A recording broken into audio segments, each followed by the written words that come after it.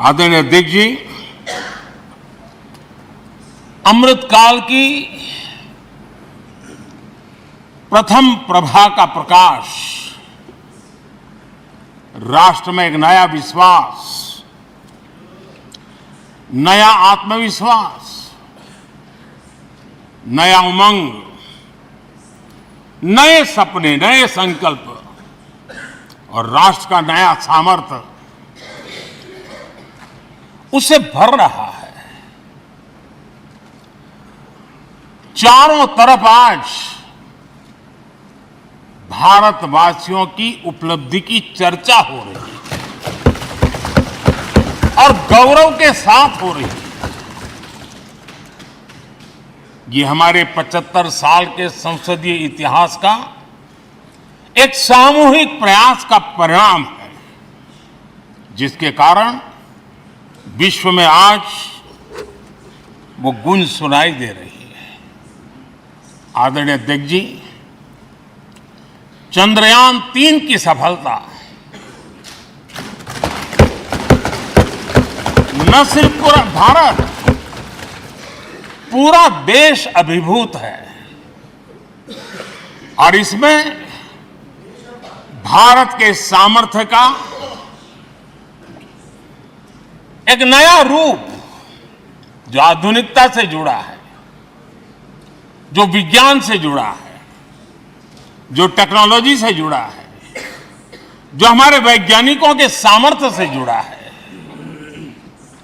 जो 140 करोड़ देशवासियों के संकल्प की शक्ति से जुड़ा हुआ है, वो देश और दुनिया पर एक नया प्रभाव पैदा करने वाला है।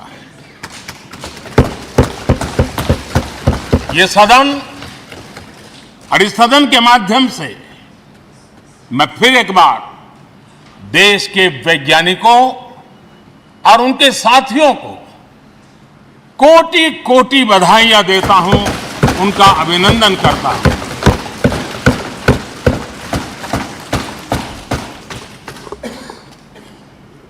आदरणीय अध्यक्ष जी, ये सदन ने भूतकाल में जब नेम की समिट हुई थी, सर्वसम्मति से प्रस्ताव पारित करके देश के इस प्रयास को सराहा था। आज G20 की सफलता को भी आपने सर्वसम्मति से सराहा है। मैं मानता हूं देशवासियों का आपने गौरव बढ़ाया है। मैं आपका आभार व्यक्त करता हूं। G20 की सफलता 140 करोड़ देशवासियों की है। ये भारत की सफलता है, किसी व्यक्ति की सफलता नहीं है, किसी दल की सफलता नहीं है।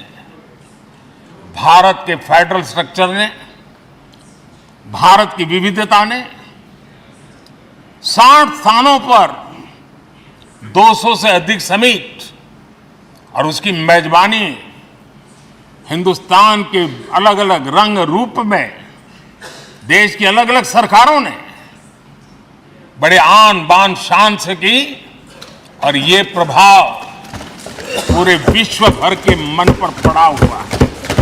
ये हम सबके सेलिब्रेट करने वाला विषय है, देश के गौरवगान को बढ़ाने वाला है।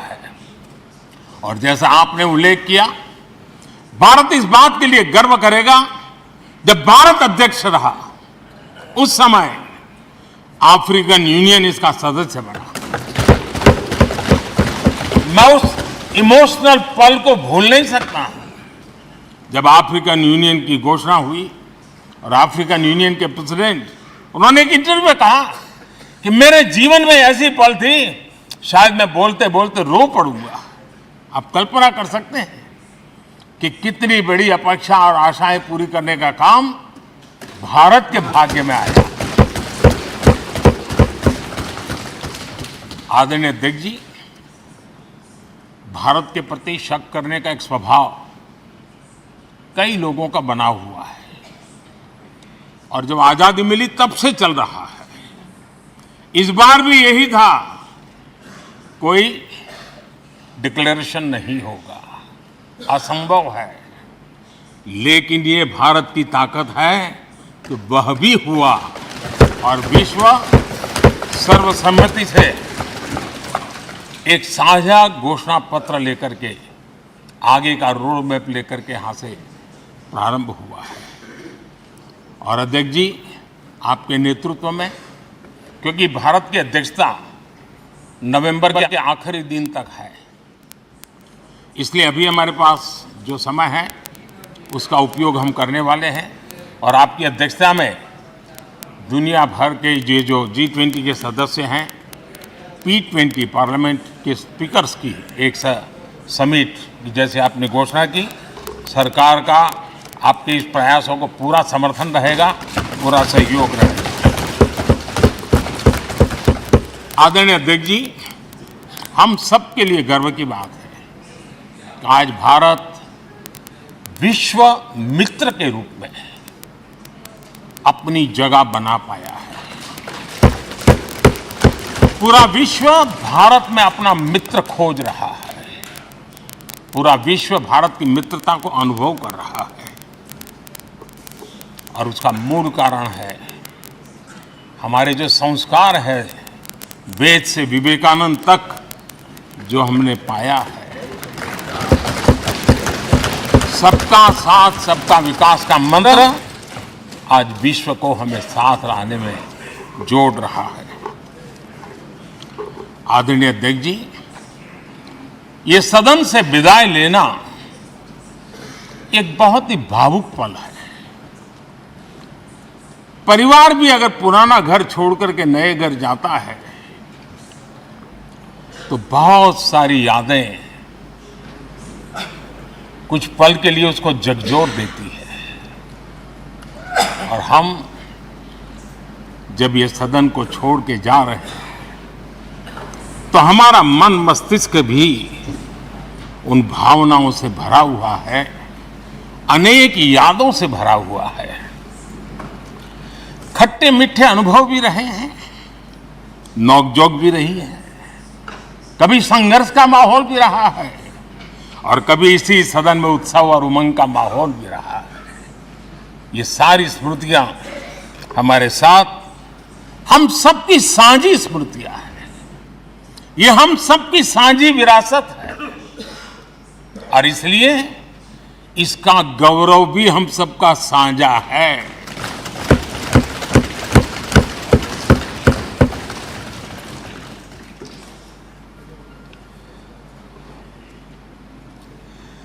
आजाद भारत के नवनिर्माण से जुड़ी हुई अनेक घटनाएं इन 75 वर्ष में यही सदन में आकार लेती हुई हमने देखी है।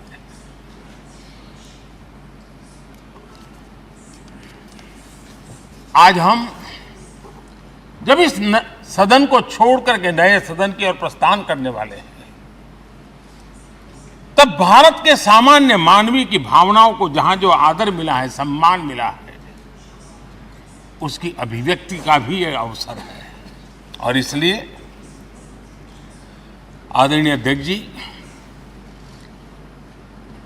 मैं पहली बार जब संसद का सदस्य बना और पहली बार एक सांसद के रूप में इस भवन में मैंने प्रवेश किया, तो सहज रूप से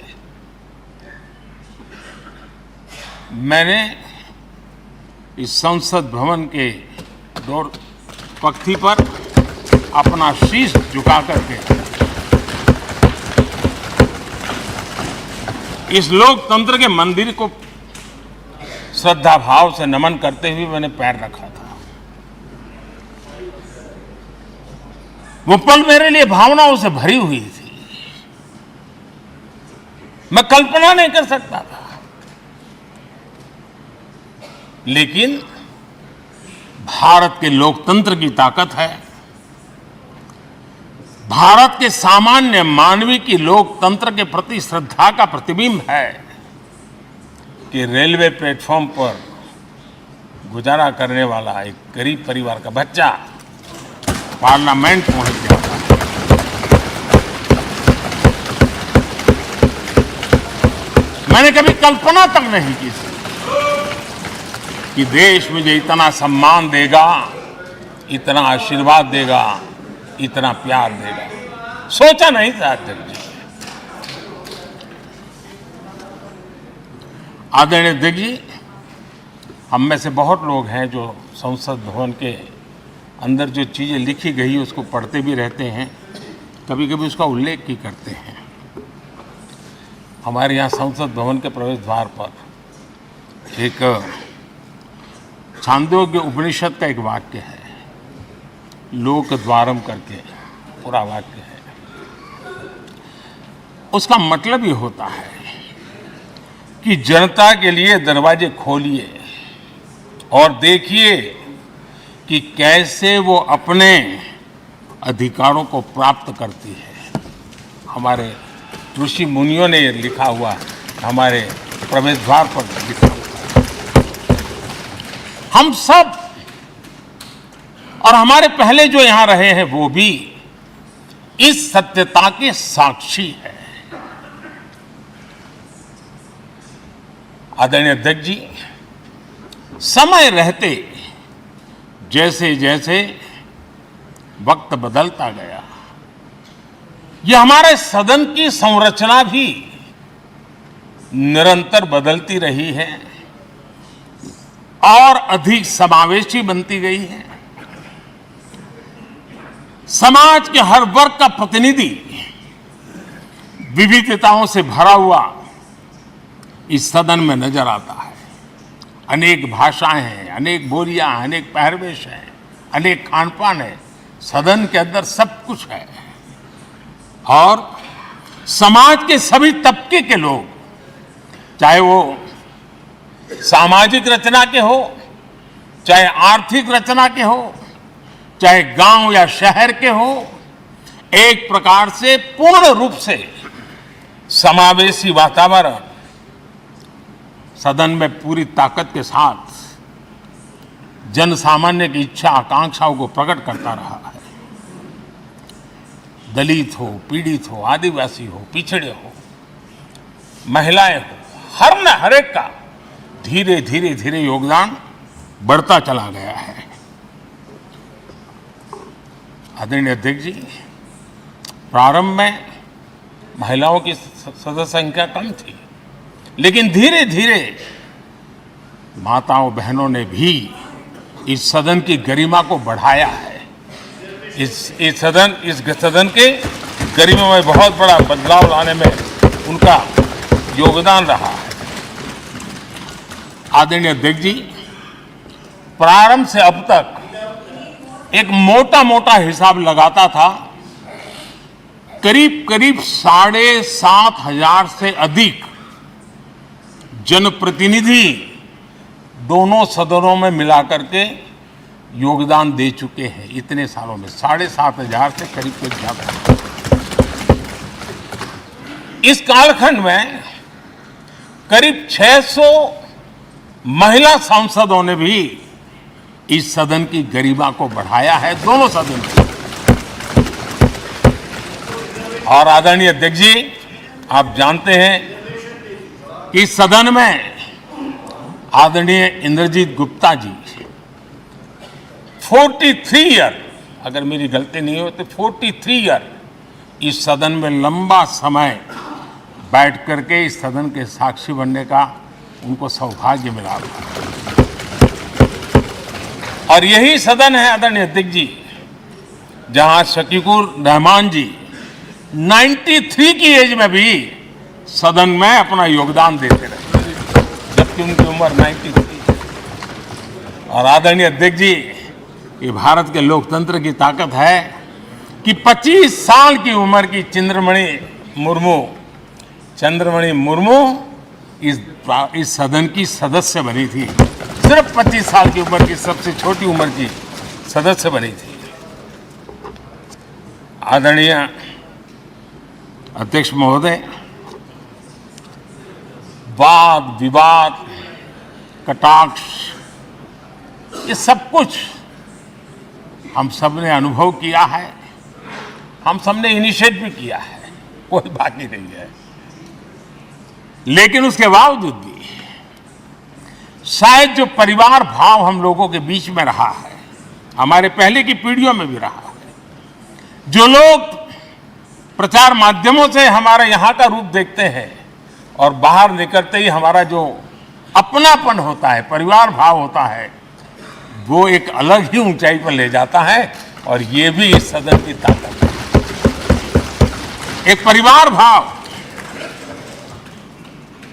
और उसके साथ साथ